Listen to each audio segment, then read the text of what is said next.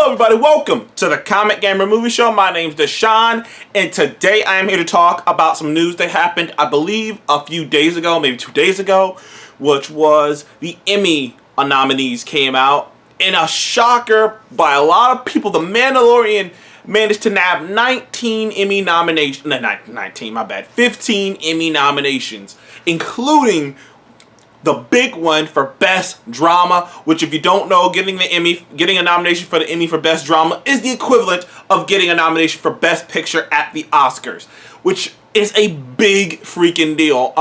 First of all, you typically don't see shows like this get nominated for that, for the Best Drama. Typically, like, you just don't. Like, there's so many great shows that happened last year. I don't think, like, there's so many great shows. I mean, along with, by the way, Watchmen, the HBO limited series got nominated. I don't know if it got nominated. I think it got nominated for Best Drama. I know it got nominated for Best Limited Series, but it got nominated for Best Drama as well. So that's a really good shout out to nerd culture, because typically, the big show titles are usually dedicated to shows like Game of Thrones, Breaking Bad, and things of that nature. They're not usually, the more sci-fi and genre movies don't make it in that list because, people, like, there's kind of still, I'd say genre still is looked upon as, less than to more realistic things. But I mean, it just is. If you look, I guarantee you, if you looked at, because there's at least, I think there's like 8 nominees or 7, maybe there's 8 nominees or 7 like every year, and if I guarantee you, if you looked at it each and every year by year, you would notice that basically almost every single one of them, the actual show is about something a little bit more realistic, of like, something that's a little bit more grounded, like I said, Game of Thrones and other shows have really broken that mold and gotten in there, but for the most part, you don't see sci-fi, and you haven't really seen a sci-fi on the scale of The Mandalorian make it on this list, and that's a huge win for Disney alone. First of all, let's talk about the fact that The Mandalorian is the real true. There has been other attempts at Star Wars live action things, but The Mandalorian is the real true first live action Star Wars series, and for your first try to end up with an over 90% on Rotten Tomatoes, an over 90-something% audience score, a high IMDb score, a high Metacritic score, and get nominated for Best Drama, I mean, that's a hell of a start. Like, literally, I've seen some people go, well, why are they thinking so far ahead? Because, like, I heard that they finished season 2 and, like, they're already in the process of writing season 3. And some people are like, let's wait and see. But when you start that hot, like, I couldn't imagine it actually, like, I could imagine it being worse, but I can't imagine it, like, falling down from that kind of a height. I can't imagine it, but how far it could fall. I have a feeling that I believe the people working on The Mandalorian, and I believe if they think that what they're doing in season 2 is even better than 1, then it makes me more excited for it. But it's just great to see a show like that get some recognition.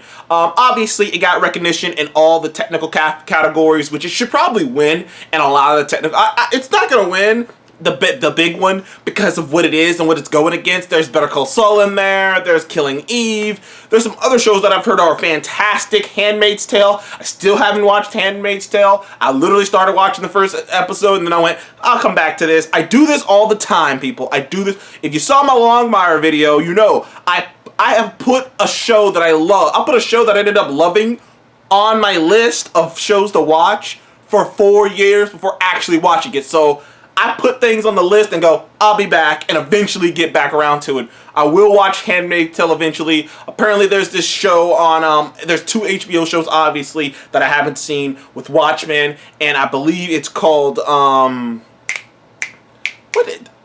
Succession, which I've heard is fantastic as well. So there's some great shows out there that I don't think Mandalorian is going to be able to overcome just due to its sci-fi nature, honestly. It's because it's a great show. It's a very enjoyable show. But some of those, like I say, some of those other shows are probably going to get a lot more recognition than that. But The Mandalorian should win awards for the graphical design, the costume design, all of that, sound mixing, all of those awards should probably go to The Mandalorian for the soundtrack, for the most, for the songs. Also, Taika Waititi voicing, I think it's IG-11. Yeah, IG-11, in The Mandalorian. He got a credit. He got, you know, a best, you know, voice work on a character nominee. And Giancarlo Esposito, which is a name you've heard a bunch. He's about to show up in The Boys in a couple months. He's about to show up he's about to show up. Dude, that dude is gonna be everywhere. Like, it's so nuts. I'm just like, it just occurred to me right now that Giancarlo Esposito is about to be the villain in a few months in Far Cry 6. He's about to be in The Boys in a few months, and he's about to be in The Mandalorian in a few months. Like, it's so crazy. This dude is just hitting it big, and he got nominated for Best Guest Appearance in a show. So, like, you know, like, Mandalorian just, you know, all around, I'm happy for that show. I'm happy that it got all the nominations that it got. It deserves it. I hope more genre things can get nominated, because thinking back, I'll think back like Daredevil and shit like that, or Arrow Season 1, or Flash Season 1, and I don't think a lot of those shows really got nominated for a lot of things. And I think The Mandalorian making it this big is really a big step for the for not just Star Wars, just for, you know, the fantasy, the sci-fi genre in general, because it's been way too long that people really haven't been able to take this stuff seriously and really, like, see that this is a viable form too of actual true, this can be some of the best stuff on TV as well. It doesn't have to be the most realistic Breaking Bad level of things. I love Breaking Bad. It's one of the greatest shows of all time. You heard it here. But I don't need everything to be Breaking Bad. You can lighten up. You can have different areas. You can stretch your imagination. You can play with your imagination. It doesn't have to be the most serious, most realistic-ish thing. But in the TV realm, that's kind of what always gets nominated. I would say even the movies have loosened up a bit on the more, you know, on letting some of the more sci-fi-ish weird things get in there. I mean, Avatar got nominated for Best Picture, for crying out loud. But anyways, I digress. Also, side note, Disney Plus got 19 nominations altogether. A couple of the documentaries got nominations, which includes, you know, obviously, Into the Unknown got a nomination. Also, that Star Wars kids show I never heard of got nominations for Best Kids Show, and Imagineers got nominated with the documentary, so that's great. Overall, with all the Disney stuff, I believe technically between Disney Plus, Hulu, and FX, and I believe ABC too, if you want to include that, Disney had like a grand total like 100 and something 4 nominations, something like that. Obviously, Netflix led the pack. Netflix had 160 nominations, and like that's a huge number, and but it's Netflix. You know, they're pumping out so much. Behind them was was goddamn HBO. Behind them were like I say, some people aren't really counting like FX and Hulu, since Disney hasn't always owned FX and Hulu. So it's like, are you taking the credit for, you know, it's like if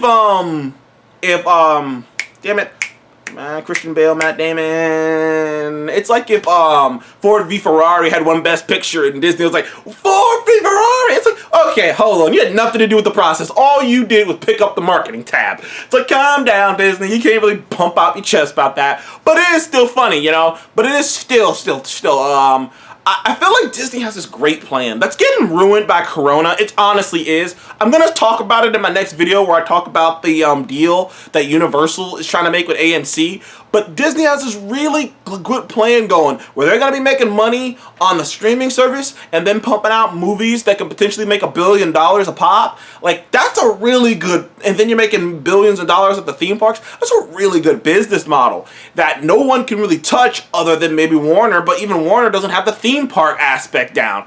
I mean, they license out some of their license out they like their characters to help make themed theme parks about their characters, like how Harry Potter, I believe, is at Universal Studios or something along those lines. I can't remember. I think it's at Universal Studios. So, but Disney has it all. They got the theme parks, they got the characters, they're making money here and making money off of the marketing. It's crazy how Disney's got it designed, man. And with the streaming service today, I mean, they just launched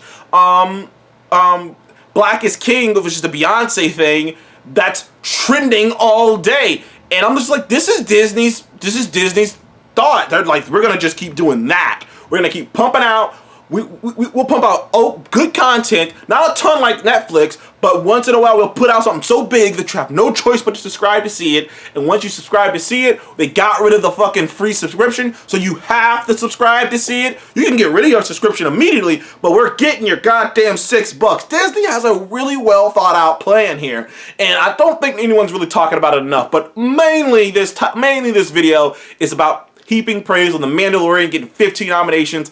Good job on it. Thank you guys for joining me on the Comic Game Movie Show. Please like, subscribe. I'll see you in the next one.